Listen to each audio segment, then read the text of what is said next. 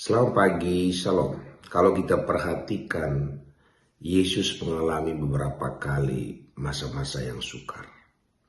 Yesus pernah nggak punya uang, sehingga dia harus bayar, teksnya pun nggak ada. Yesus juga pernah kekurangan roti untuk memberi makan 5.000 orang, yang hanya 2 ikan dan 5 roti saja. Yesus juga seakan-akan pernah terlambat untuk datang menemui Lazarus sehingga Lazarus meninggal. Kalau kita perhatikan dalam setiap situasi yang Yesus alami, kekurangan makanan, sepertinya terlambat buat mujizat kepada Lazarus, dan juga tidak ada uang buat bayar pajak. Yesus cool. Dia tidak khawatir dan dia tidak nyalahkan siapa-siapa. Yesus lewati semua itu dengan penuh sukacita.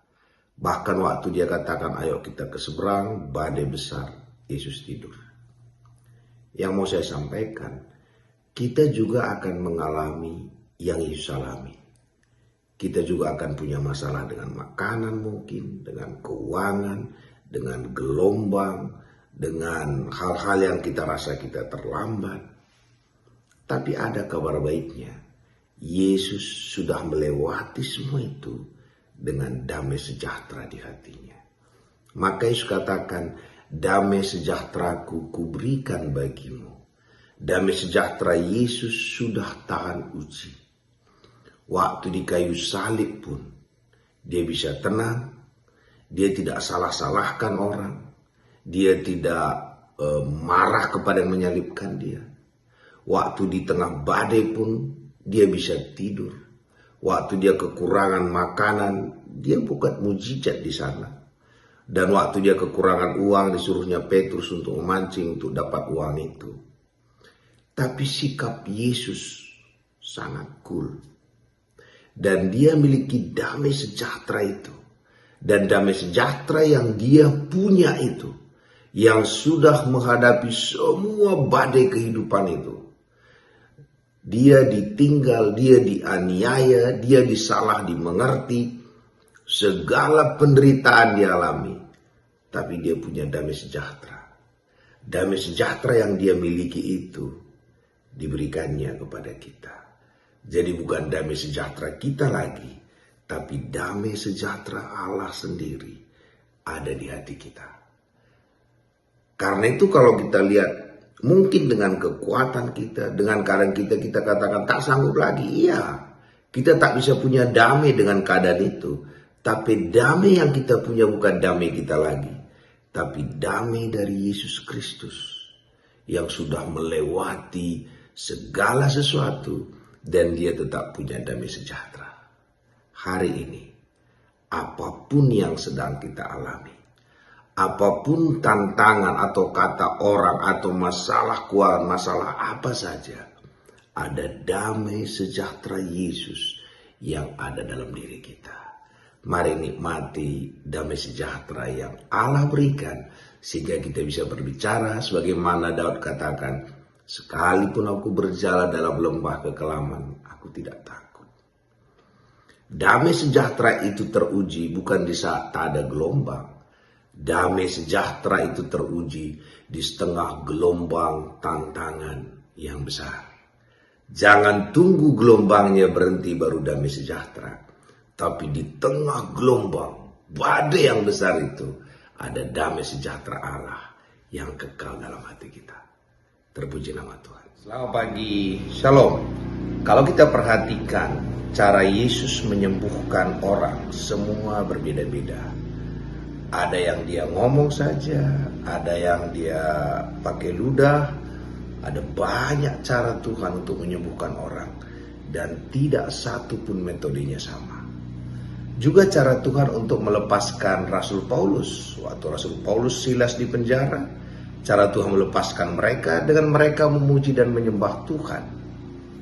Dan mereka dilepaskan. Tetapi Petrus dilepaskan Tuhan dengan cara tidur. Tapi kita selalu mencari metode. Kita itu selalu pengen apa metodenya Tuhan, aku kerjakan metodenya Tuhan, tenang saja.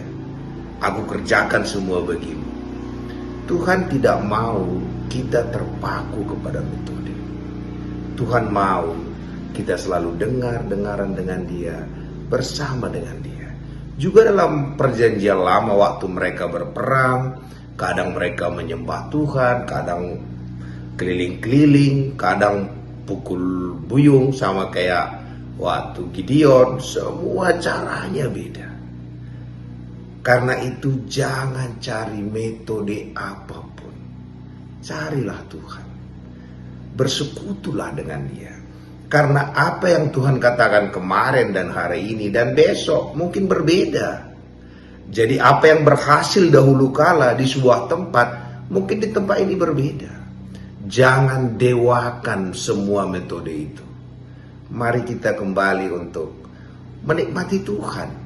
Biarkan kita belajar dari Tuhan. Kalau Tuhan katakan maju, kita maju. Tuhan katakan menyembah Tuhan, kita menyembah Tuhan. Kalau Tuhan katakan tidur, kita tidur. Bagi Tuhan bukan apa yang kita lakukan yang penting. Bagi Dia kebersamaan kita bersama dengan Dia.